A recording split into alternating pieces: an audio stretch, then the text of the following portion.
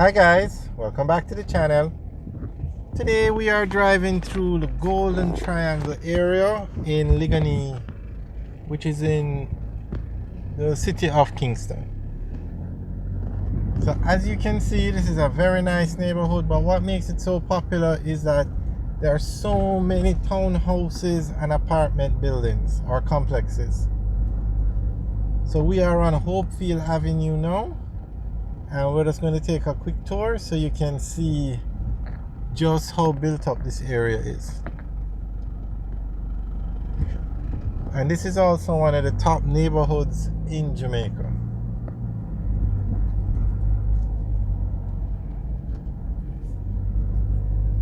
So you can, on the left and on the right now, you're going to see so many apartment complexes or buildings.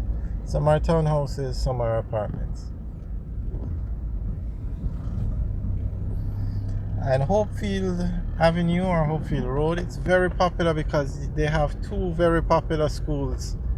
The number 2 school in Jamaica, high school, which is Campion College, is on this road, and also one of the top prep schools in Jamaica, Hopefield Prep, is on this road, sorry.